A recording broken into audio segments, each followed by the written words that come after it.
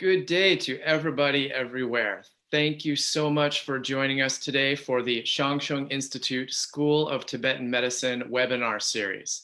We're coming to you live from different areas all around the world represented. So for the Xiang Institute School of Tibetan Medicine webinar series, we are generally having discussing topics of health and wellness, talking about Tibetan medicine and the history and today all around the world. Of course, we are spending a lot of time focusing on the current global health crisis of the COVID-19 novel coronavirus. But also in general, we are just discussing the human condition of our health and wellness, how we can have resources and insight into our health for our body, energy, and mind. So with our guests, we are discussing these kind of current global health topics and general health theory in regards with traditional Tibetan medicine. So we are the Xiang Institute School of Tibetan Medicine. We would love to connect with you, so please feel free to like and subscribe, follow us on Facebook, all of that. And thank you so much for joining us today. Today, we are absolutely delighted and honored to welcome our special guest. Today, our special guest on the webinar is Yongey Mingyur Rinpoche. Rinpoche teaches throughout the world to thousands of students, and he has developed centers of study and practice on 5 continents. Mingyur Rinpoche is the abbot of Tergar Osaling Monastery in Kathmandu, Nepal, as well as Tergar Rigzin Kacho Targeling Monastery in Bodh Gaya, India. Rinpoche is an internationally acclaimed author with multiple published books.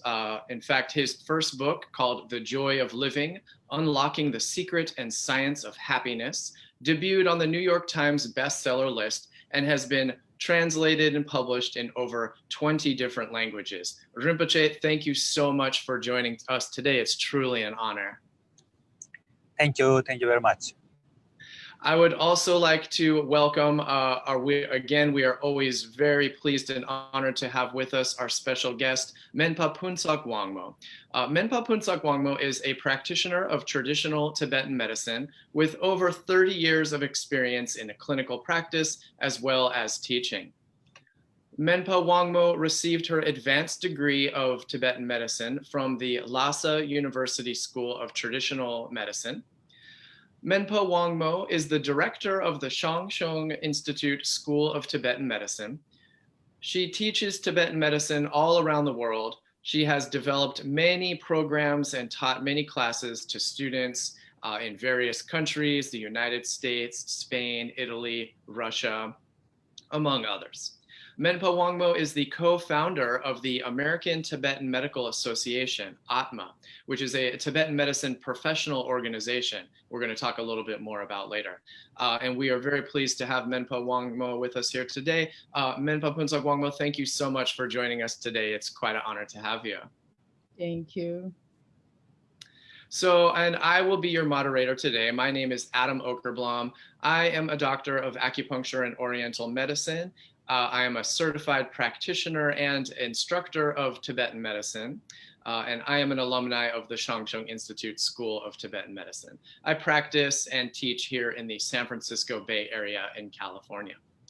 So I am delighted to have you here, and thank you all so much for joining us live across the world. I wish to welcome you all on behalf of the Xiang Institute School of Tibetan Medicine. So our Institute School, we offer courses and programs on traditional Tibetan medicine all around the world and online. Our main school campus in the United States is located in Massachusetts, but we have online and in-person programs all around the world. Our courses range from short lectures and presentations, weekend courses, all the way through to our full-length 4-year certification program of traditional Tibetan medicine. And that full-length program is a complete training modeled directly upon the traditional curricula of Tibetan medicine training in Asia, in Tibet, in India today, the traditional schools. So the Xiang Institute School of Tibetan Medicine has a full-length Tibetan medicine training based upon these very traditional curricula, studying the classical text, studying the commentaries, working with the different methods of diagnosis and theory, and putting into practice. So for more information about the Xiang Institute School of Tibetan Medicine, you can visit TibetanMedicineSchool.org. You can find us on Facebook and social media. We would love to connect with you, so feel free to like and subscribe. Finally, before we begin our conversation, I would like to also mention the American Tibetan Medical Association, Atma. This is the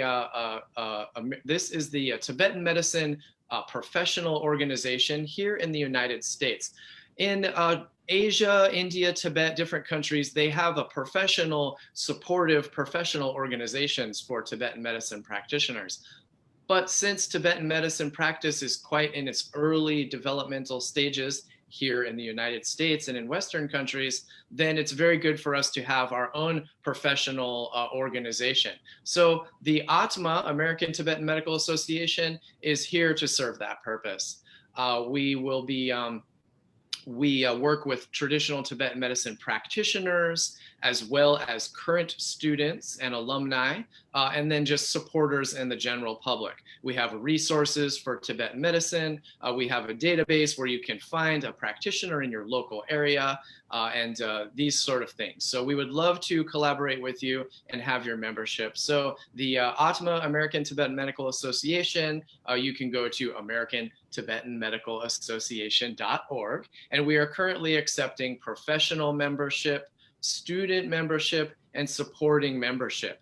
So if you are a practitioner of traditional Tibetan medicine, you may submit your credentials, your diploma, and receive our certification and collaborate with us. So thank you so much. Absolutely. Okay, so without further ado, let's start our conversation a little bit, talking about cultivating compassion for our global health. Now, so if we're studying Tibetan medicine, or we're studying a Tibetan Buddhism, Dharma studies, or really if we're just studying any of the wisdom traditions around the world, we're going to quickly understand that cultivation of compassion is extremely important for not just our spiritual well-being, but also for our physical health and for our communities. And so this is kind of going to be the topic for today. And I consider personally that really no time would be more important than right now, as we are in the midst of this terrifying global pandemic crisis of the COVID-19, a very interesting situation with many challenges. So we want to know how we can work with that in that context. So I would like to start with you, Rinpoche. Would you please just begin by telling us a little bit about, I know that you have many travels and connecting with many people all around the world, many students, many supporters. I know you're very active in the online community. So please explain to us a little bit about what is your current experience with the COVID-19 crisis? How is it affecting your communities, and how are you dealing with that? And in particular, if you could please tell us, in particular for the Tibetan community in your local area, if you could please explain. Thank you so much. Yes, thank you. Thank you very much. So actually, right now I'm in Nepal, and I supposed to give teaching during June, July, begin to give teaching, but we cancel all the physical teachings. Now I'm teaching meditation online. Every week I do kind of like YouTube online meditation teachings. And here in my community here, we have monastery here. I'm in the monastery thing. So we kind of like try to kind of like retreat entire monastery and not letting new people in, and not kind of like all the monks not going out. And local people here in Kathmandu, Tibetan people, some of them are quite, we don't have so much cases right now yet. We are expecting it will come slowly, but then we have lockdown almost 2 months, 1.5 months now. Entire Nepal is locked down, so many Tibetans are here having some problems. So from our monastery, we help them. Some of them cannot pay rent, like that, and also we our local village people around the monastery, and personally, I'm planning vegetable farming, try to grow some vegetables. So in the future, I mean, that it will be good for health. And also we have few medicinal trees around here. So I'm thinking, so we try to kind of like get some natural healing from the medicinal trees and plants here. So and until now, I'm quite happy. Yes, thank you. Yeah, I actually I tuned into one of your online presentations recently where you were describing some of your activities during the quarantine and being at a kind of in the we call lockdown or shelter in place. So I think that that's really interesting idea and very innovative to describe this sort of what could be very scary situation in a sheltering in place and stranded or isolated, but in the kind of context of Buddhist meditation, then you were explaining how this is kind of can be viewed as like a retreat and you can do healthy things and things that are good for you. So Yes. Thank you. so, Dr. Wangmo, Menpa Phuntsog Wangmo La, can you please tell us a little bit about what has been your experience with the in your local community? I know that you also travel and teach and connect with many people, and also in your local area you have quite a bit of Tibetan community. So, what has been your experience with the COVID-19, and just in relation with its general effects, and are you seeing many cases? How are you experiencing that? Okay, thank you. Yeah, I personally, I did so far is not hit by the COVID-19, but I had a, a lot of experience being around with the people. So I was in Spain, in Tenerife, when they started in Spain. Then I came back to the state, and then now almost 2 months we are in the lockdown and the quarantine. Um, so, as fortunately, our community, that the Dzogchen community, so far looks like we are okay. I didn't hear anyone, but also other people. Yes, I every day I hear people affected, and then our Tibetan community in New York, New Jersey, also the other state. There are some. Yeah, we had affected by this COVID-19. So the main what I see is that the COVID-19 is one thing, very sort of like fast to spreading to the whole world, but the fear is that the more problems. What I see, there's a lot of fears. Yeah, some people is really suffering through their body, or someone is really suffering because their beloved one sick, then they cannot see, cannot help, so they suffer this kind of thing. But another one is that due to the jobs, due to the future economics, so on and so forth, yeah, everybody affected. Somehow is this way or that way. So there's a lot of people has a, with Tibetan medicine we call is the lung imbalanced, which is that in our body sort of like the air element or the subtle element sort of like the imbalanced, so causing a lot of the nerve problems, anxieties, depressions, so on and so forth. So this kind of I see a lot. But then when we look in the Tibetan community, is a good part. Also, for sure, other community people they're doing as well as. So they listen a lot of like the teachings. Also these days, there are a lot of teachers they dedicating to teach in the through the online, so they listen a lot of these kind of teachings and they try to reciting the mantras. I think this helps a lot for the emotional or the mental aspects. And then the physical people who has problems, the first thing they try to reach to the Western medicine.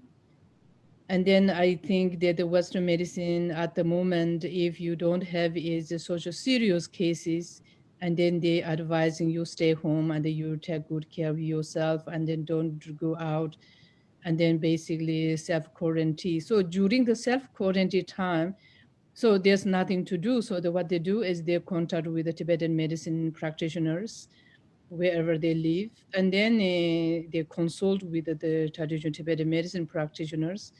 So then they're getting sort of like the diet behave advice, and then also there's certain Tibetan herbs which can help to the sort of like to prevent that the disease is not getting worse.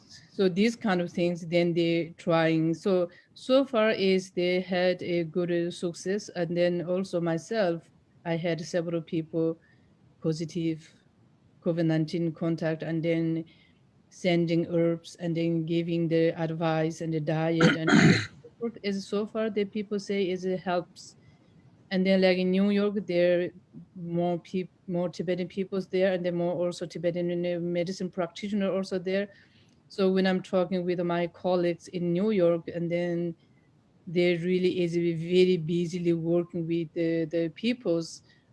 So unfortunately, we had this bad part, but is the good part is we Tibetan medicine practitioner community, Tibetan medicine community, we say is we able to support to our community in the worldwide. So this is really also grateful. Thank you so much. Yes. So we're here with the Xiang Institute School of Tibetan Medicine. So of course we're focused on this Tibetan medicine perspective and the view. Rinpoche, can you please tell us a little bit what is your personal experience with the Putman So Rigpa, the traditional Tibetan medicine? Do you have much background, and tell us a little bit about your feelings and experience with the Tibetan medicine? Yes, actually, my father was he learned some Tibetan medicine when he was in India, but later he didn't practice much. So I learned some. I mean, not really kind of like formal way of learning, but I hear here and there a lot about the Tibetan medicine when I was young. So what I found is that Tibetan medicine is really kind of like detecting your future. Somehow the causes of the illness, and they can detect a little bit early, and then treating the causes of the diseases. So then that really helps for the future. So sometimes like sometimes I'm sick and I go to I check with the many Western medicines. Sometimes cannot cure, but then I check with the Tibetan medicine and they give me some herbs. And at the beginning, I didn't believe, these herbs, how it can help. But when I take this, it really helps. Sometimes I feel very surprised why more people not taking Tibetan medicine. And also, another very good thing is most of the Tibetan medicines are based on the herb, and these doesn't have any side effects. So it's really good. The one thing is sometimes we need to have patience because Tibetan medicine treat the causes of diseases. So when you take few pills few times, it will not, some disease it will not go right away because it's really need to have time, kind of like organically heal in the body. So sometimes it might need to take some time. Some people they get medicine now and need to have result tomorrow. That sometimes doesn't happen.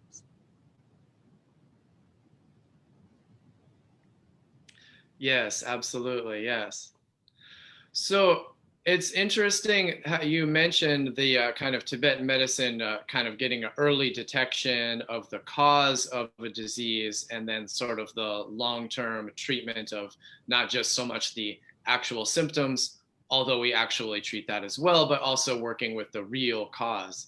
So in traditional Tibetan medicine theory, we have this understanding of the real long-term cause of all diseases can be this kind of these disturbing emotions, our attachments, our aversions, our delusions, this kind of thing. So can you please, we'll start to talk a little bit about our compassion topic. And to begin that, can you please tell us your thoughts about the connection between kind of our physical health, our body, energy and mind, our health and wellness, and then these kind of root causes of disease, disturbing emotions that can come from not enough compassion and this kind of thing? Yes, I think in Tibetan Buddhism, the Tibetan medicine, when we look at into kind of like general picture, there's 4 causes of the diseases. So one is the mind. There's a different aspect of emotion, and second is the food, what you eat, and third is the behave, so how you behave level, and the fourth is the environment, surrounding where you're staying, the interconnect relationship between you and environment. And on these 4 causes, among these 4 causes, one of the very important is the mind, the mental state. So the mind and the body is what we call the horse and the rider. So the body is like horse and the mind is like rider. The traditional example, another example is what we call the mind is like the charioteer and the body is the chariot. So chariot and charioteer. So it depends. For small example, like if you imagine, let's say strawberry in your hand right now. Let's maybe imagine, close your eyes, imagine strawberry in your hand. And now you smell the strawberry. The strawberry is the best strawberry in the world. What happened is we will produce saliva, and there's sensation from the stomach go to entire body. Even the hairs in our body will be open, sometimes goosebumps. So that is the power of mind. So the mind actually affect our body. Like a rider can affect the horse, and horse also can affect the rider. So they are interdependent. So therefore, it is really important also when we sick or we want to prevent the future sickness, also control, work with our mind to be more aware, to be more compassionate, love, compassion, awareness, wisdom. So these are really important to work with it.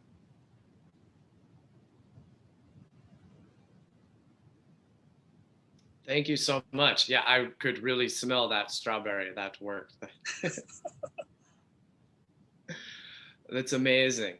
So Menpa Phuntsog Wangmo, so continuing from there, you mentioned a moment ago how one of the main effects of the COVID-19 situation in our community is the fear, the anxiety, worrying about the financial, economic repercussions, worrying about the health of our loved ones and all of this, our own health, and just kind of the whole situation. So it's been a very unprecedented global pandemic.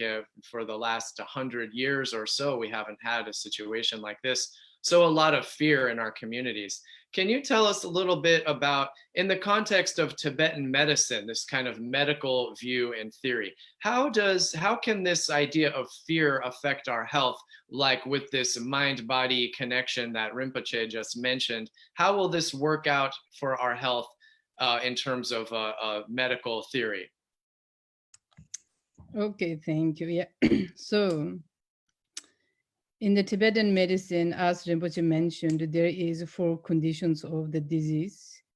So the 4 conditions of the disease, one of them is sort of like that any kind of like a active mental functions. So in generally, either positive or the negative active access acting, it looks like it's not good. But then if special like that, the negative or worries, these kind of things, and then the effects. So the Tibetan medicine is mainly once we have like that, the worries, these kind of things, that brings into our body a lot of like a cold, rough, and then it's like that, the cold, rough, and then sharpness natures like produce into the body. So that cold rough, what happened also like the extinguished the digestive systems, which called the metabolic system, and then through that also affect entire systems of the digestive systems. Meantime, also this cold rough energy which produced excess produced into our body, that also damaged our nerve systems, and through the nerve system damage entire our sense organs and then every aspects of the body. So that reason, then we have sort of like in the night comes, not able to sleep, the time to eat, not able to eat, time comes to the go to the bathroom, not able to do that. So whole body system is like a function as like opposite.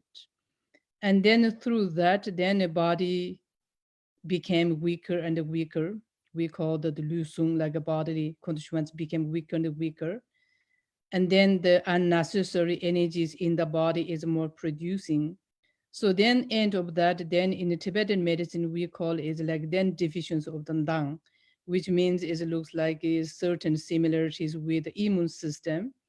So then what happened is we do not have a protect our body. So like if we looking at a house, then a house that the light system is broken down. So then we need to stay in the dark. Same as like that way, then our body down is like the deficiency, then our body is became sort of like very vulnerable. At the time, then any kind of like the disease can attacking us, or any kind of like the mental problem also will arising. So this is that the our understanding of the how this anxiety or depression or this kind of will damage to the bodies. So the different systems, but also like heat rate, ignorance, also the effects to the body, but it is slightly different systems to affect. Yeah. Right. Yeah.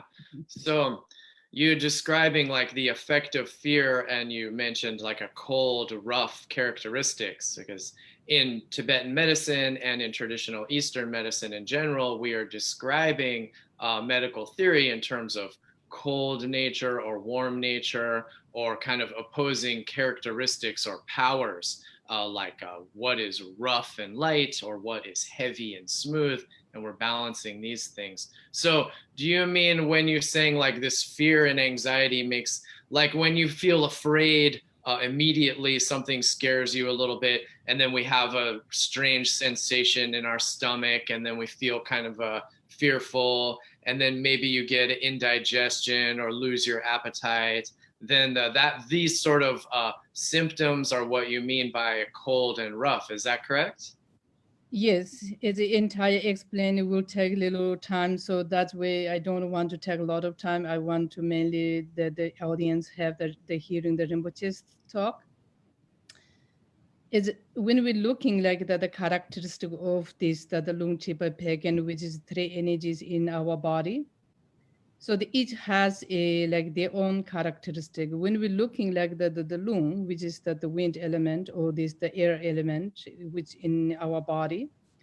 So this air element also, there's many way to understand. Is not like that. They don't look like the outside wind. That's the only one piece. No, don't look that. There are also many rough level, subtle level, more subtle levels. So when that the one of the characteristic of the lung is cold.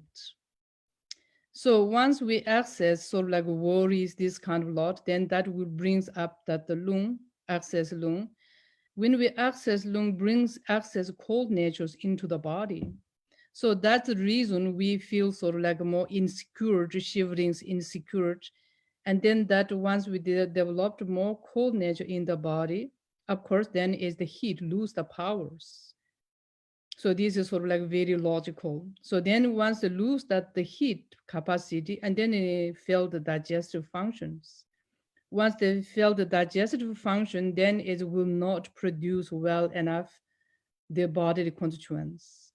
And then if we don't have the enough bodily constituents, then entire body became weak. So then became like a chicken and egg, one hit to the other one. Then so the weak of the bodily constituents, lung are rising up, weaken more like the bodily constituents. So then this comes infinitive suffering lead from that. Did that make sense? Yes, absolutely. Thank you so much. Yeah. And it's exactly paints the picture of how Rinpoche described this sort of long-term effect for disease, because you have a fear, then you have a short-term symptom, affects the digestion, and over long term, the bodily constituents are harmed, and then you have a long-term disease. So as Rinpoche mentioned, you can have this long-term cause of disease. Thank you so much. Welcome. Rinpoche, so can you please chime in and tell us a little bit? So we're going to discuss compassion today, a very core tenet of the Buddhist Dharma teaching. So can you please just describe a little bit about how should people maybe who haven't studied Buddhism, kind of people around the world, how should we begin to understand and apply this idea of compassion? What do you usually explain to people like beginners?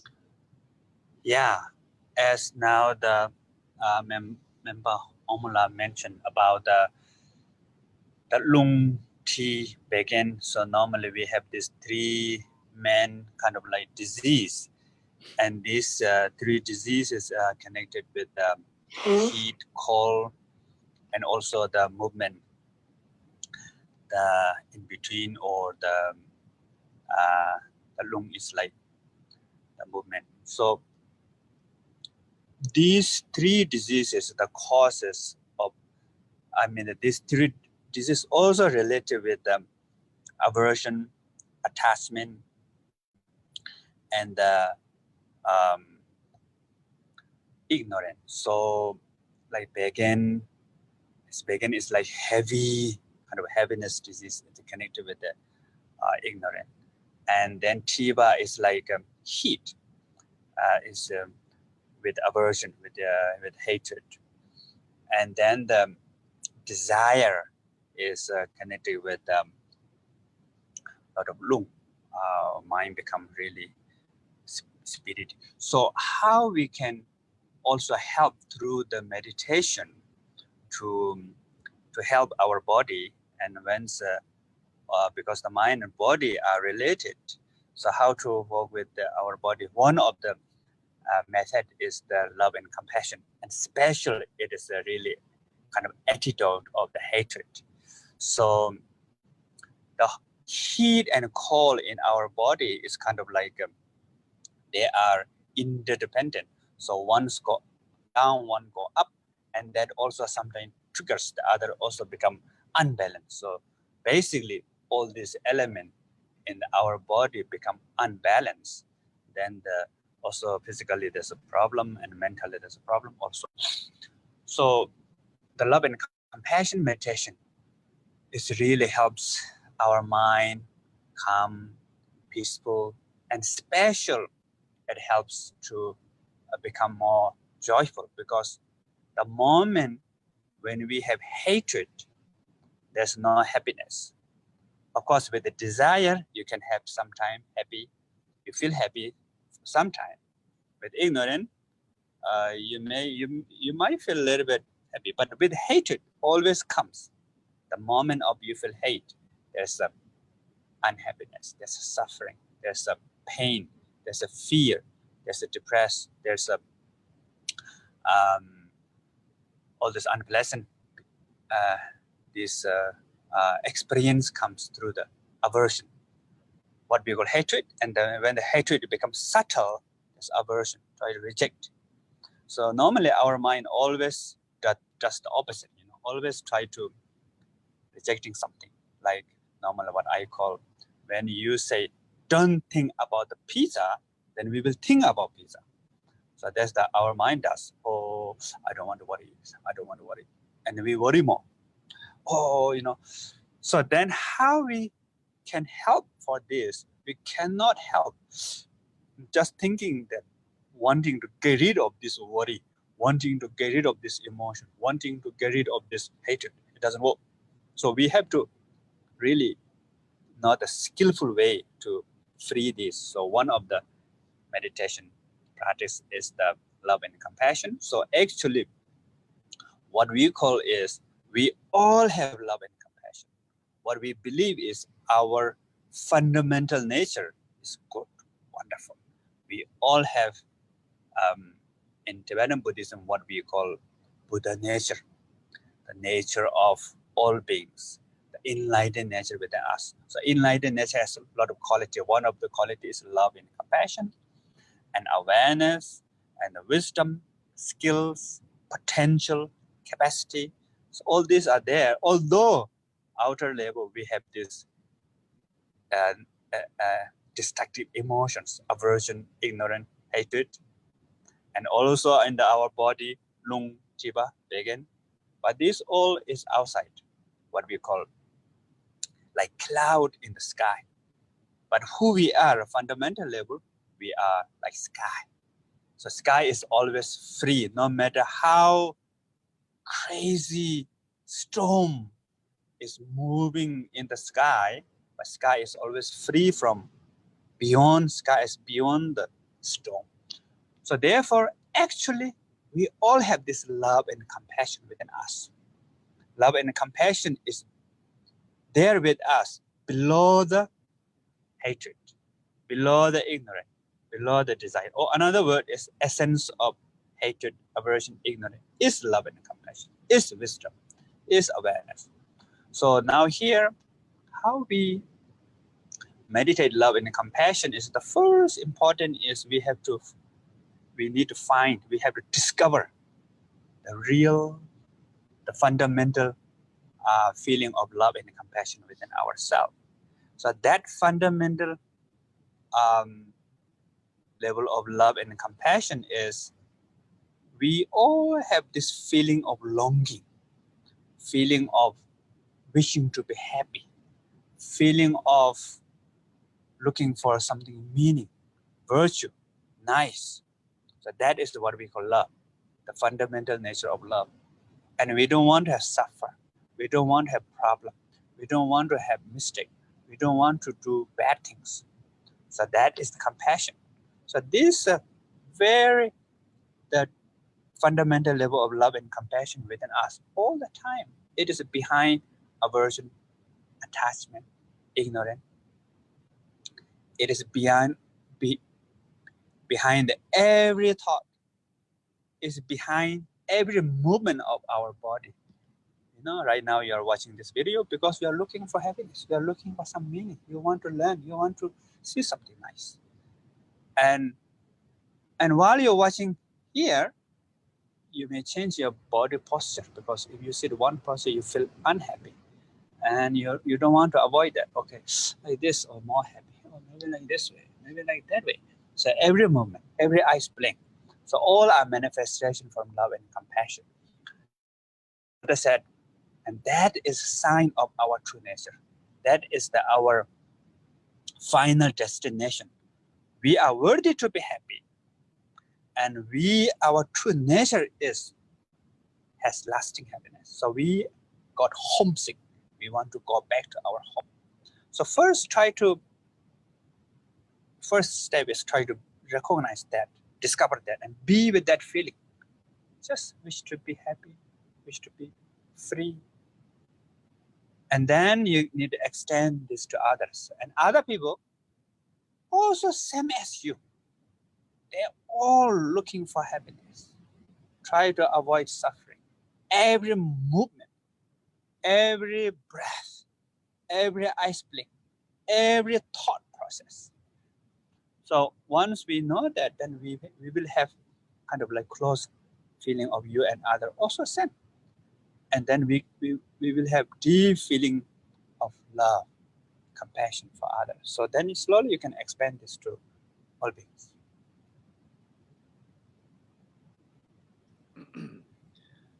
Thank you so much, Rinpoche. Welcome.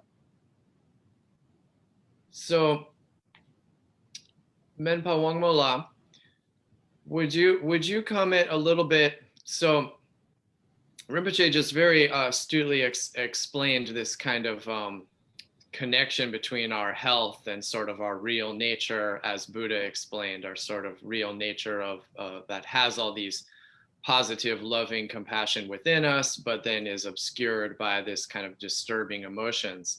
So it seems that there really is so much interconnection, interweaving between the Buddhist teachings, the Dharma teaching, and then our Tibetan medicine theory for pragmatically working on the health of the body.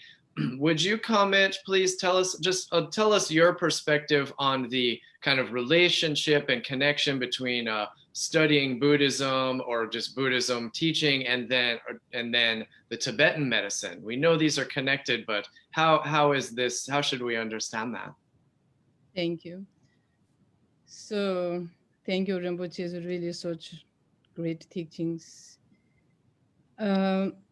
I think is that the either the Buddhism or the medicines. In the medicine, when we look in the Tibetan medicine, we call the men. Men means is a benefit. So men does not mean is this herb or that herb or this group or that group is not. Men means is the benefit.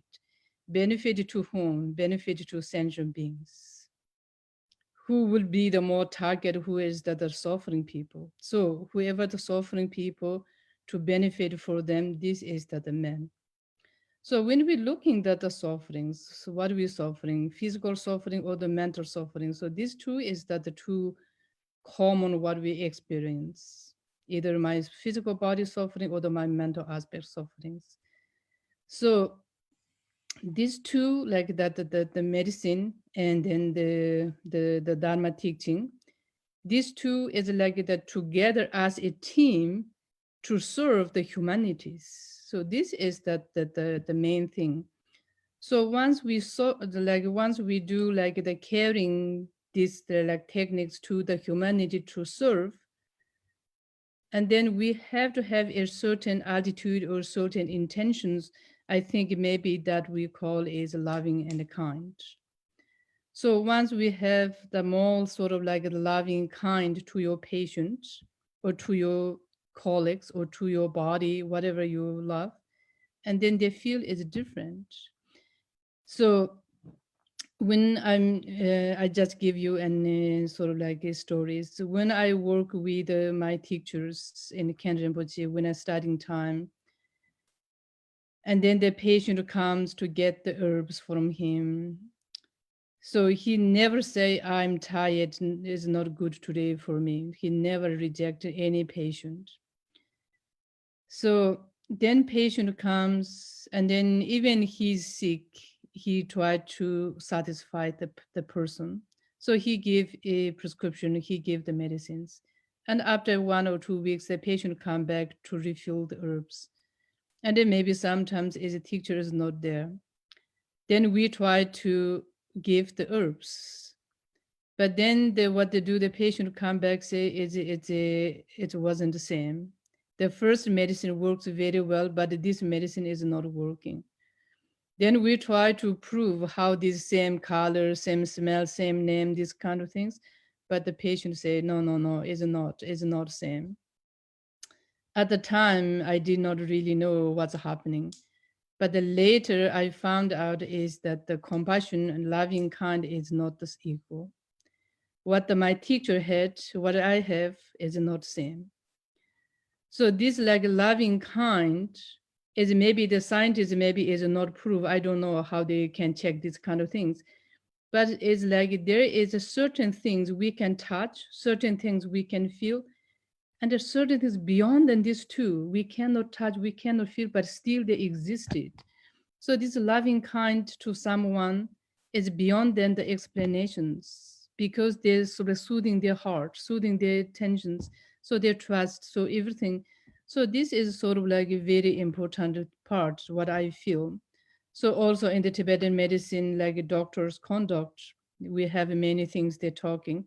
But the conclusion, we said, is Menpa Pai never put that gyong. So the practitioner, you present us like that the father or the mother of that person. The people who comes to see you, you should consider as like your own children, which means is that we all grown up under the parents' care, or many of us also being own experience of the parents. So we know how our parents take care of us and how we take care of our children. So this is sort of like a good, a profound, now I really see in the Tibetan medicine what that means to be. So I think is like the entire world we need a loving kind, but a special suffering time we feel more need to kind loving. So for sure, this time when this the COVID-19, even we are social distance, we cannot go to see each other, we cannot hugging, but as we call regularly, we send a messages, we do this one, that one. So like that, all the teachers teaching through the online, all the singers, they're singing, playing in the onlines. And also like alternative medicine professional, they're also online, they're giving the advice. All these things I feel like loving and kind. And then take this opportunity, I want to say really is a thank you very much. Those the Western medicine doctors and the nurse and the practitioners who in the front line working with those people, because they sort of like giving up their own life, their families, and they're serving those people. So really is I superly admire how their determinations, how they're loving and kind. So I think that loving kind is all sentient being needed. They feel not only human, but is entire beings. So that's what I would say. Thank you so much, Menpa Wangmo. That's really beautiful. Very, very wonderful. Yes, we certainly see how the frontline medical practitioners are working so hard. And right now in the media and in our society, we're giving a lot of extra attention to these wonderful, dedicated professionals who are sacrificing, working so hard. But this is something that's very well established, as you mentioned, in the Eastern medicine and Tibetan medicine. So Rinpoche, I'm wondering if you can talk a little bit about this idea, like Menpa Wangmo said, her teacher had this sort of capacity of compassion that made things extra special somehow. Even the herbs they dispensed had a stronger effect when it came from his hand because of his intention. And I actually have experienced this myself when I had the honor of studying at the Tibetan Medicine Hospital in Tibet, and the elderly head of the department, this 80-year-old wonderful Menpa, was telling us about how he still at his age runs a whole clinic and works all day, and his young assistants, college student assistants, all get tired before he does, but he's 80 years old. And he explained that this is because training in compassion can give you this is empowering and energizing. So would you please explain to us a little bit your perspective of how developing compassion can empower you and benefit you to succeed or help more in this kind of way? Yeah, so I have this experience in my life. So in my hometown, my village, I was born in the right middle of the Himalayan mountain. It's border between Nepal and Tibet. And our culture and spiritual everything just like Tibet. So there was two doctors. And one doctor, they both are same teacher. They both are really learned traditionally. But one doctor is very kind, compassionate. So people go to him and he give them medicine. And that medicine really helps. And sometimes he busy, he have to go to some other villages to look at the patients. And they go to another doctor and then they show another doctor his prescription. And that doctor gives same medicine. It doesn't help much. So therefore, normally what we call the doctor or the nurse to develop this love and compassion is very important. But at the same time, it is and special now in the modern society, people kind of mix with empathy, sympathy, and love and compassion. Because sometimes doctors and nurse has too much empathy, sympathy, then you get other people's pain. And in the end, you are more tired, you become stressed, hopeless, you get other people's pain into you, then you cannot help. You cannot really kind of you will not get so much energy. So therefore, it's love and compassion and empathy, sympathy, there's a little bit different. So empathy, sympathy sometimes is kind of taking, kind of there's some, especially with the sensation physically, and taking others' pain, others' pain come to you, not willingly, not kind of there's a sense of selfish relative with you don't want, and you see it and you feel empathy, sympathy, and you kind of rejecting. There's a sense of kind of aversion there. But the love and compassion is you really develop kind of let go of this self-centric, and kind of open. Your mind is kind of open, but seeing other as in Tibetan what we call Yingje, meaning compassion. Ying meaning heart. Je meaning cute or lovable or precious. So seeing others as lovable, sweetness, and then wanting to help. Open, there's openness, wanting to help. And there's not caught up by the detail level. It's more there's sense of non-conceptual level there.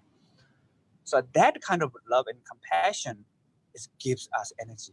Then there's no resistance. There's no aversion, no kind of resist. And then stress, all these are gone. Actually, your mind become fearless. Your mind become more powerful. So then actually you can do more care for others with less stress, less effort. The more your mind become free from the fear, then you become more powerful. So free from fear is not the careless also, but carefree. So you know what's going on. So that kind of love and compassion, I think, really beneficial and energetic. It will really benefit for you. At the same time, it will benefit for the patient, benefit for the one, whoever you want to help. Thank you, Rinpoche. That's beautiful. So when you're explaining that way, so does it mean that on one level, does it mean that if we can focus on that ningje, that sort of sweet-heartedness, that sort of seeing those good things in the other people instead of focusing on the problems which might affect us, but we're sort of connecting with the very positive sweet-heartedness of the other people, then that is sort of how we can develop that empowering compassion without having the problems. Am I understanding that correctly, as you said? Yeah, and at the same time, you let go of this self-centeredness. It's not like you give up, but you are kind of let go, and you kind of seeing others as same as you, wanting to be happy, don't want to suffer. At the same time, you see the great qualities within the others. Also, the sense of lovable, sense of kind of sweetness. Yeah. Wow, thank you so much. So, Menpa Wangmo La, so can you tell us a little bit how does a Tibetan doctor in the context of a medical practice? I know that you work with many patients, especially at different times. A traditional Tibetan medicine practitioner can work with many people, and you see a lot of people. And in a medical practice, okay, so even in our daily life, we're dealing with friends and family, we're dealing with weird things we read on the internet. Sometimes it's easy to have a lot of those sort of like seeing the problems, like Rinpoche mentioned, the problems are really on the forefront and it can affect us, as he described, especially normal people, even we're just reading social media or watching the news or this kind of thing, or dealing with our friends and family who are very frustrated from being locked down for 2 months. Even more so if we're doing medical practice and we are responsible, we have a responsibility to work with those people trying to help them. This is even a more intense connection when we can maybe take on those problems or be negatively affected at times. And I hear many of my peers, young doctors, young medical practitioners, complaining about this challenge. So can you please explain, how does a real Tibetan medicine practitioner who has that wisdom, how do they find that Ningje in their patient and succeed to be empowered by that compassion and not be weighed down by all of the problems of disease and challenges like this? Okay, thank you. Yeah. So in the Tibetan medicine, in general, when we're looking the land of the Tibet, it's a Ningje is sort of like comes naturally with our mouth, comes naturally to our mouth. Either we are great applying or not, it's different, but it's like that the words is very naturally comes to our mouth very naturally. So because that is also we are the land of the Awaluktushwara, sort of like he's like a, how to say, like a coordinating his under. So this is sort of like that we Tibetan call it genetic Durjing. So this is sort of like that I see that in general Tibetan has this kind of, someone has big, someone has less, but is in general naturally comes this Yingji, you know. Same also when we train the medicines, inside that the medicine study, there is a lot of these kind of things. Every single Tibetan medicine words we can put into the science way. Yes, there is a big explanation, perfect explanations, Tibetan medicine as is science. How to conceive, how to develop, how to managing, how to maintain the body, how to decline the body, what the herbs, why this, why that. So everything is, if we wanted to explain into like a scientist way, yes, there is a like an entire system, the Tibetan medicine as like a scientist way. The other hand, if we want to explain the Tibetan medicine as a Buddhism way, yes, there is everything we can explain into the Buddhism. Even in when we get into the Buddhism, is the many levels, which level you want to explain, looks like Tibetan medicines fit into that. So the Tibetan medicine is sort of like can be fit to the many different aspects. So the Tibetan medicine study is not only one or two this way or that way. Then if you have all this kind of like that, the experience practicing medicine, teaching, all those kind of things, then is even they do better. As Rinpoche mentioned, his father was a doctor. Not even he's not really formally practicing medicine, but he is a doctor. And Rinpoche himself also learned medicine. And then, like when I'm talking, sort of like my teacher, Naganobu Rinpoche, he is a doctor of Tibetan medicine. His teacher, Chengchu Dorji, he is a doctor of Tibetan medicine. When we look at all those great Tibetan Buddhism masters, when we look in their biography, the most of them studied the Tibetan medicine. This is also one part of their reaching their knowledge. And then the other hand is medicine is to serve the humanities. The medicine is that the base of the Nyingji. So this kind of thing will be this kind of, comes together. So just I tell you again one stories. When I went to work with the last time with a Russia student, I took them to Tibet for internship in the 2019, no, the 18. When we working in Tibet, that the Tibet, like the Qinghai Tibetan hospital is a huge, gigantic hospital, same size as like that the Western medicine hospital in big cities. When we work there, there is many doctors. Each of them is one good than the other one, but the special, there's one senior doctor. His name is later I will tell you. So Pema Wangda. So the game Pema Wangda, when we work with under him, so we had that the 8 Russia student at that time with him. We had 2 translators, 10 of them, plus has their own sort of like that the medical students, internships, plus there are a group of people helping them. So all together is like more than 15 peoples. Then patient came, 1 or 2, 3 patient comes together, enter together. Each patient brings like a minimum 2 assistant and a maximum 5 assistant. This is Tibetan culture also. Each group's talking by themselves, But the teacher is always like relaxed, calm, peace, always sort of like a big smiling. Then when we're working with the patient, after passing the time for the official lunch time, and then he don't go. And then he asking to the students, say, does there any other patients there? Any patients there?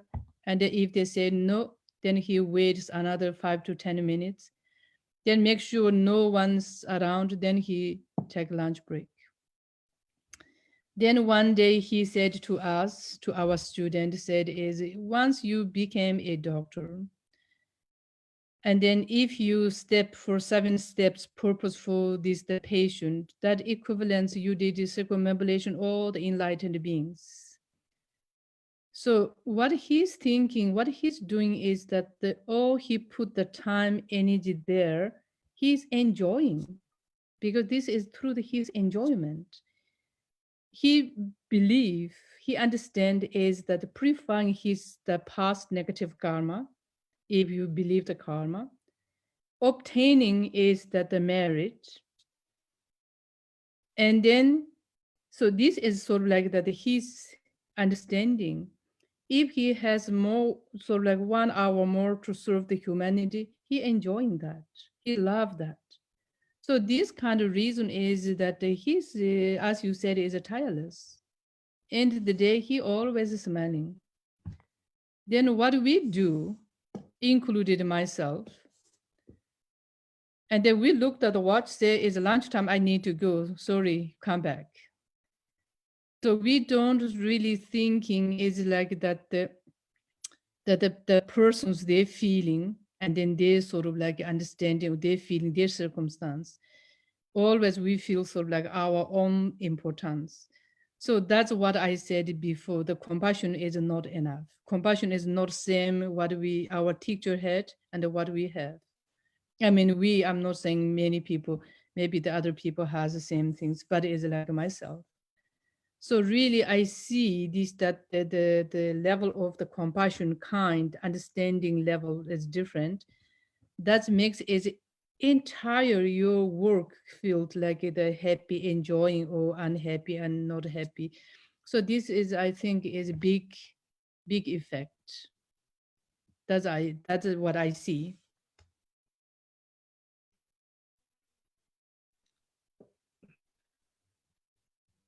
Thank you, Menpa Wangmo. Thank you so much. Yes. So Rinpoche, can you please tell us a little bit how you would like to explain, a lot of times in modern society, we have this idea, a lot of people talk about how traditional cultures in old-fashioned times, maybe they had a more capacity for compassion because they had a stronger community bond, cultural bond, family bond, less busy lifestyle. You know, a lot of times people say in the old-fashioned way was more loving, more compassionate, more connected. But then in contrast, in modern times, everyone is so busy and everything is hectic and we are kind of physically disconnected. Maybe it's more challenging to cultivate compassion and loving kindness in modern times. I always hear people talk about this kind of idea. So can you just explain a little bit what you would like to say about how should people go about to work on their compassion and cultivate this capacity for like a modern times, modern people today? Yeah, I think today what happened is we all are doing too much and multitasking, and then we live in between past and future. We don't live with the present. We don't stay with now. Maybe we are living thinking about the way future, maybe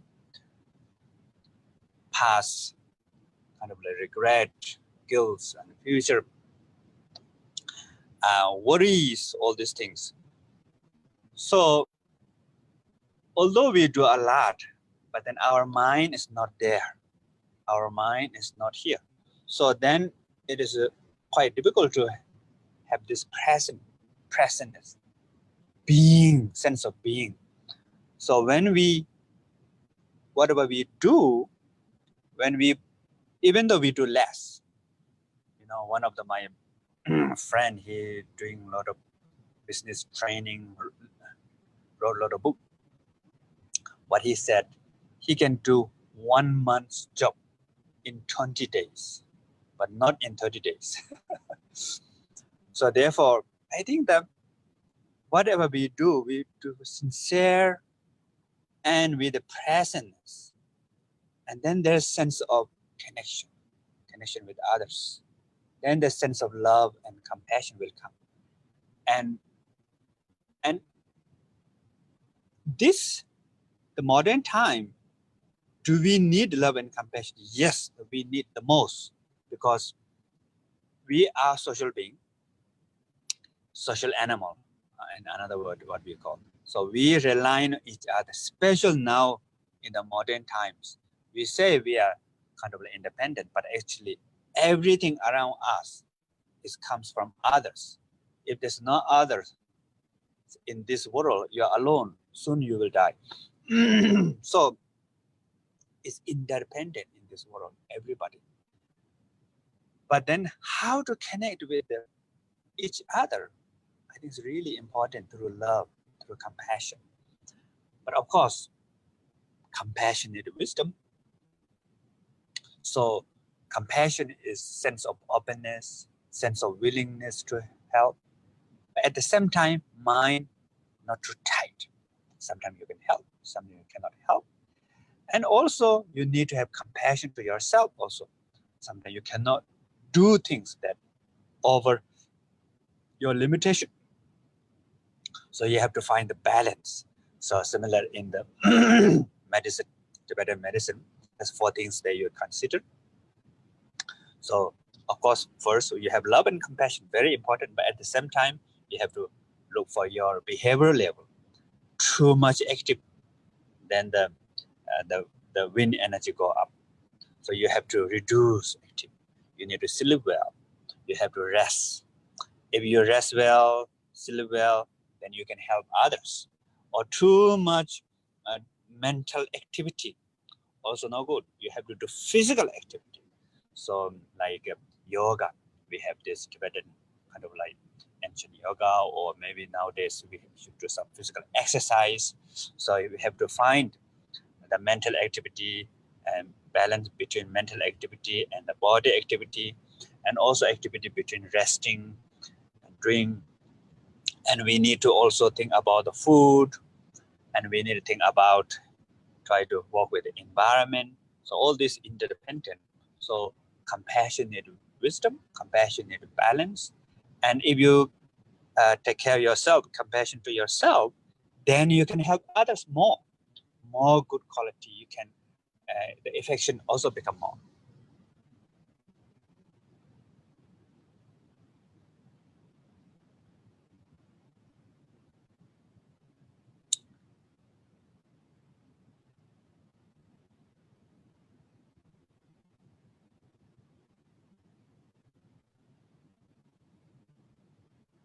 Thank you so much, Rinpoche. I'm not sure. We had a little bit the stream confused for a moment. Okay, now you're back. I'm sorry. Were you finished? Or are you still talking? I lost you for one. Should I repeat again? Yeah, please do. Yeah. Where did I lose? In which conversation around? Do you remember? Just about 2 minutes ago. Oh, okay. So I think the compassion need balance. So what I'm talking about compassion, also normally we live in between past and future. We are not here. So then we don't have sense of being. So when we are more sense of being, then we will find a connection between others. So here, love and compassion is you are ready to help. You are really seeing others' goodness within others. You want others to be happy and causes of happy, and others free from suffering. But at the same time, our mind don't be too tight about compassion, because sometimes you can help, sometimes you cannot help. If you cannot help, it's okay. You cannot help everybody in this world. It's impossible. But at the same time, try your best to help. You are not let go of your effort and whatever your capacity. So you have to find balance. And another thing is really important is compassion to yourself. So how you help others also depend on your limitation. So like in Tibetan medicine, we talk about 4 things that we have to balance, right? The mind, so we develop compassion in the mind, and then physical body. So our behavior is very important. So we need to take rest sometime. If you rest well, too much active, and then this destructive thought and emotion will come. Too much active, also no good. So you will have to rest, sleep well, rest well.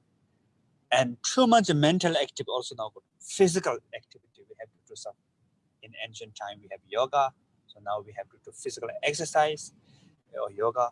So these are very important to take care of behavior. And then also food, what you're going to eat, and also environment. So all this also very considered according to Tibetan medicine to take care of yourself. If you take care of yourself, you have love and compassion to yourself, then you can help others more, and you will have love and compassion others more. And did you hear that? Yes, thank you so much, Rinpoche. Thank you. Most welcome. So what kind of advice would you give to people who want to, we're sheltering in place, some people are doing less work or have more time and want to do some positive practice. Maybe they want to try some meditation or try to just kind of think about expanding their capacity for compassion and that sort of thing. So do you have any particular advice for people who maybe want to meditate or how they should kind of work with these ideas a little more in daily life? Yeah, I think there's a lot of courses available nowadays in the online, and also you can learn by yourself. So there's the book Dalai Lama wrote by Dalai Lama, The Art of Happiness. So it's quite nice. In there, there's a lot of teachings about love and compassion there. I think these books are really good to learn and explore. I think there's 2 kinds of meditation at the beginning. One is the calm abiding meditation. So you just, when you have mind becomes speedy, lot of thought, lot of emotion comes, you focus on your breath. Simply with the natural breath, breathing in, breathing out, breathing in. Then the second type of meditation is try to see this innate love and compassion within yourself, and then expand that to others slowly, slowly. So these two kinds of meditation will be really beneficial.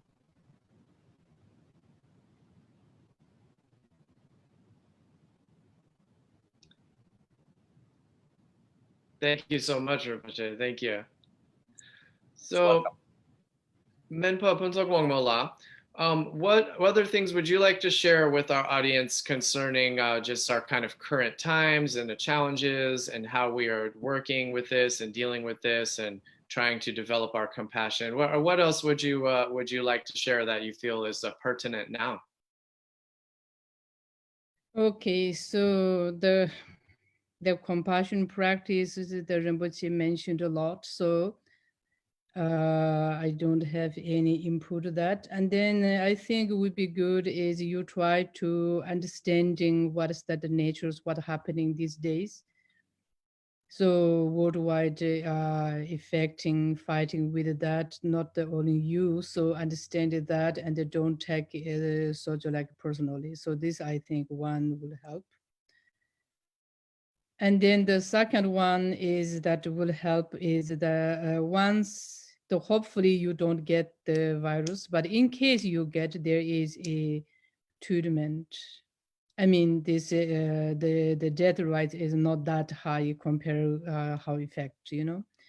So likely you will be one of the survive. So don't worry so much about that either. So don't worry does not mean is you do not need to pay attention to anything. No, of course you need to pay attention to experts, what they explain, how to prevent like washing hand to wearing the mask, so on and so forth. So those kind of things you need to listen to experts. But then another important is to eat good food, do good diet. In the Tibetan medicine, we say is like when we're looking the food, it's like the breakfast, lunch, and the dinner. The breakfast you need to eat like serving to the king. So which means you need to eat good nutrition and also good quantity, good quality, and then variety foods. And the lunch we say is you should eat as serving to the ministers. So still is good enough. And then the dinner is serving as like a beggar, so less sort of like the nutrition, special like heavy food. So these kind of eat good food, so that will help to building up the bodily constituents, and that will have more strength fighting back to the disease. Another one also important, resting well, because sometimes when we don't have job, end up watching more videos in the online stay. So this kind of you try to take good moment, go to sleep. So the best go to sleep is around 9:30 to 10:30 is the best time to go to sleep. So if you sleep from that time, your quality of the sleep is much better than if you go to sleep after midnight. So this kind of you make sure you have good enough sleep, like generally need like 8 hours approximately. And then meantime, as Rinpoche mentioned, also do exercise, breathings, because is our body is composed by 5 elements.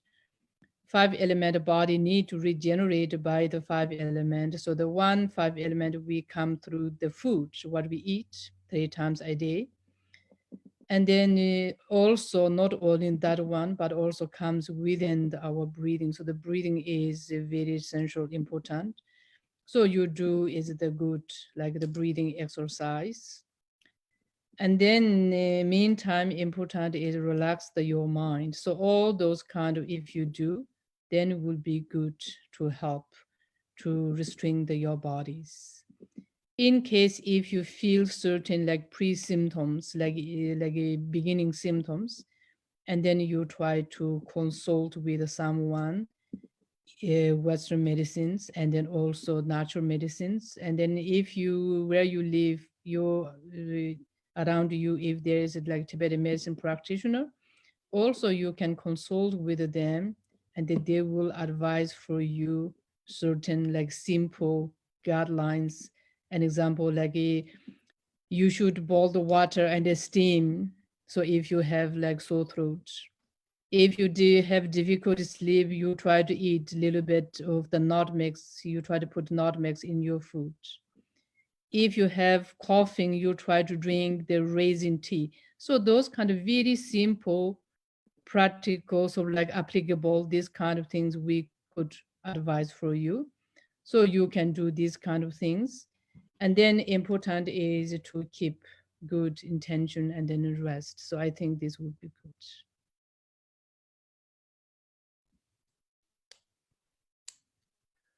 Thank you so much. Yes, we have all this very applicable daily health, daily diet and behavior that can really help us right now from the tradition of Tibetan medicine. They say that the taking good care of our diet and our behavior can be the prevention and management of any potential disease. And it's very, very important. So thank you for that excellent advice. Well, we have a little time left. Rinpoche, will you tell us a little bit, anything else that you would like to mention regarding this kind of general topic and anything that you feel is pertinent for people to know these days? What are you telling all of your students these days? Yeah, I'm now teaching on the YouTube about how to work with this pandemic right now, and also how to work with anxiety, because now many people has this pandemic affected. Some of them lost their loved ones, some of them their friend or family members affected, and some people, even though they're not really affected, but there's a lot of quarantine, and also their job, business, so many things that affected. So a lot of anxiety, a lot of worry. So I'm teaching how to work with those things, I think. But at the same time, we are having, for me, for example, I always wanting to read my philosophy books and teaching books, Buddhist old. I haven't read that about 20 years now, because I graduated, and after that I was busy teaching, and I'm busy with doing my own retreat. So I haven't read those. But this time I'm doing a little bit loose style of retreat. In between session, I'm reading all this, and I'm having a lot of aha moments, really wonderful. And at the same time, I'm doing physical exercise. And also this is very important. And and also try to take care of my health, eating good nutritious food. Maybe sometimes eating too good nutritious food, maybe I'm gaining a little bit now. And by the way, I also bought some Tibetan medicines here. So there's some Tibetan medicine. If you affect those kind of like disease at the beginning, there's some kind of like medicine that you can, a lot of kind of like drink tongue stuff. And then the main medicine, what we call these medicines connected with the yin. So I think Member Omala knows about this. So yin is kind of like connected with the virus. So general medicine, something like that. I prepare those things in case maybe some of the people around me or even whoever affected. So for me, the Tibetan medicines are quite really beneficial. One story is long time back, I checked with one of the Tibetan doctor. He said my liver is quite weak. I have to do some treatment with my liver. Then I went to check with the normal doctor in the Western doctor, and they checked thoroughly, and they said, actually my liver is fine. There's nothing wrong. So then I didn't do the treatment. After 2 years later, I was tired, easily tired. And then I went to check doctor. Oh, now your liver is become more serious. And they give me the Tibetan doctor gave me some medicine I took. And at the same time, I checked with the Western medicine. They said, yeah, now your liver has some problem. So then I continued to took the medicine about 6 months. It's just an herb, so I have to eat a lot. Then I get energy back, I feel more fresh. And then after that, it really helps for my kidney. So a lot of things that in my life. So for me, always taking Tibetan medicine as like natural healing, and there's not so much side effect. And this is really beneficial for me. And if also some of you, if there's Tibetan medicine around there, and it's very good to consult with them, and special nowadays with the lung, meaning the mental neurosis, what I call monkey mind. Nowadays, people are so much with the grasping desire, so too much focus on something, and there's too much tight. Then what happened is that the lung, which is the wind energy, go up. Then we have a lot of mind become very speedy and less resilient. And then there's a lot of kind of like neurosis, big wave of thought and emotion may come. So these are the what we call lung problem. And nowadays we're having a lot of those problems like panic. When I was young, I have panic and depression, loss of steam. All these are related with the lung. So there's a lot of treatment with the lung in Tibetan medicine. I think it's really beneficial. They understood lung quite well. So I think these are really beneficial. Yeah.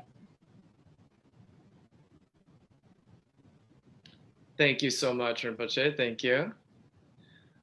Well, Menpa Wangmo, tell us, what will you do after we have the opportunity to finish this shelter in place, and we have some more testing or some treatment, or we are able to, the health department says we can go freely and quarantine is over. What will you do at that point? What are your plans for that time? Maybe go to walk. So yeah, I think is for sure many people has many, programs. At the moment, I do not have a lot of ideas. Once the current is over, what can I do? I continue like teach these kind of things. But the one what I would do is like the people who take the Tibetan herbs, which I'm not able to take the pulse and then this kind of thing, I will try to do these kind of things. So that's what I think is I will do, the number one. So I think that's the mainly I want to do. But it is still, I think, good to be careful because it's according to the CDC, they say is we do not know exactly really when this totally clean up. So there's no guarantee. So I think even sort of like the quarantine is over, opens, we move, but still I think would be worth to careful. So this I want to say. Then another one, maybe it's not related with your question, but I want to say the people who needed Tibetan herbs, according to Rinpoche, since they mentioned the Tibetan herbs worked well for him. So for sure, many people more interest to the Tibetan herbs. So if you interest to the Tibetan herbs, there is a, if you're living in the like California area, there also we have Tibetan medicine practitioners who live in the down there. Also in New York, New Jersey, I think more or less entire world we have the Tibetan medicine practitioners. So you try to search. If you could not find, you contact to us, so we will provide for you. And then also, as we said before, this the Atma, American Tibetan Medical Association. If you go to the Atma website, also you will find some Tibetan medicine practitioners through us. So once you contact us, as we try to send you the herbs. So all my colleagues are busy, and the Dr. Yangdun and then the other, yeah. When I call them, always say is sending herbs to the worldwide. So I think we can help with that way. At least we try to help that way. So this is, I want to say, sort of like there are some herbal valuables. And then maybe some people think, okay, now the Tibetan medicine group selling the herbs. No, we are not selling the herbs. We are giving free. So we're sending everywhere, but it's that the free, because it's the problem is like the worldwide, we all suffering, we all sort of like social animals, we all suffering. Who's suffering is our brothers, sisters as the human. And then the Western medicines, their practitioners, and then included many, included sort of like the food store people who work in the food store. So they're giving up their life working for there. And then we also take an opportunity with them to support to the sentient being. So this is also Tibetan medicine practitioner. We feel also sort of like our own responsibility since we studied the medicine, since we took the oath to help, to benefit to the humanity. So this we do feel like our own responsibility. So we are with you, the Western medicine practitioners, nurse who's in the front line. We are with you. We try our best to benefit to the sentient beings. That's I want to say. Thank you so much. Yes. I would very much love to have you come to California and teach in person the Pulse. I'm hoping we can do that sometime because you've taught many times, but really looks like we could use another refresher. And there's always many more people who would be very interested. Yeah. Rinpoche, so would you like to say anything particularly in closing? And then also, can you tell us if people want to get in touch with connecting with your teachings and your programs and connect more with what you're doing during this time, how should they go about connecting with you?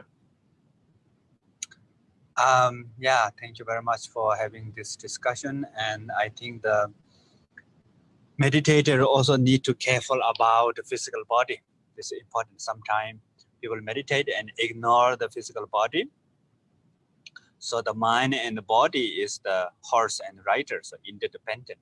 So then also it may affect your mind, and then of course it will affect your body. So it's really important. Mind and body work together, really important. And my teachings are, I have one website called Tergar, TERGAR, I think, .org. So you can find all the teachings there, and there's a YouTube. Now I'm giving teaching, free YouTube teachings, and we have also guide facilitators who guide whoever want to join the meditation. And there's kind of like online courses with me and our instructors, facilitator team of people really helps for you to get some deeper level of experience about meditation. So we're doing this. So welcome to join. Thank you very much. Thank you so much, Rinpoche, for joining us today. This has been a really wonderful discussion. It's been a really a delightful honor to have you, and I certainly hope that we can connect more in the future.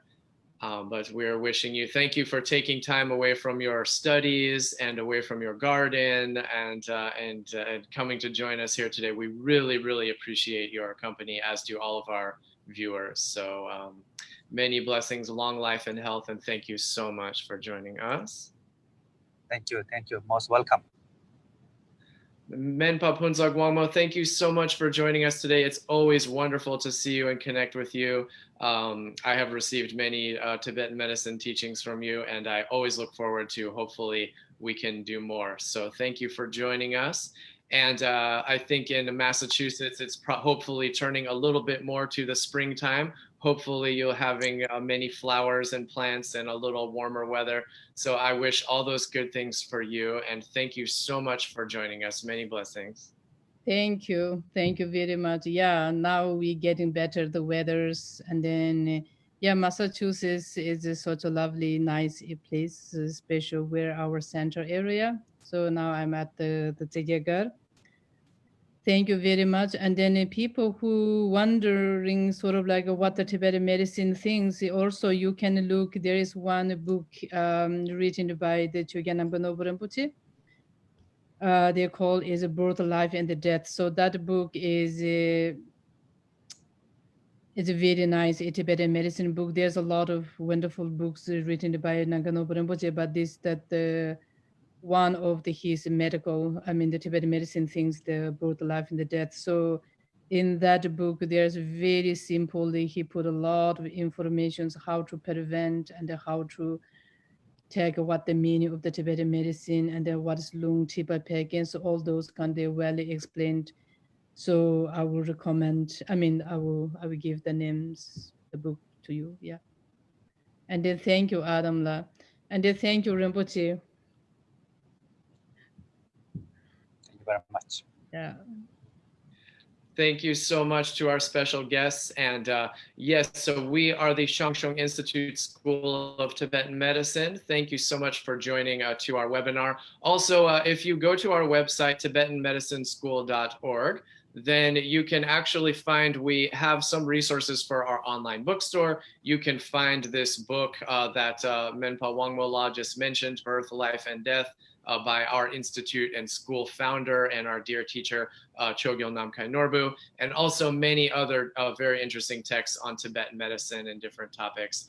Also, you can check out the Xiang Institute School of Tibetan Medicine programs online, short programs, long programs. Get in touch with us. We would love to connect with you. So please do follow us on social media and please join our email list. We would love to keep you informed of our programs and our advice and updates. So please join our email list. We would love to connect with you. Thank you so much to everybody around the whole world joining us. And we look forward to seeing you next time. And everybody stay safe, many blessings, best of health, and have a wonderful day. So thank you so much to Matthew for supporting us behind the scenes with the technical support. And thank you to our translators translating around the world. And we wish everyone many blessings. And we will sign off for now and see you next time. Thank you so much.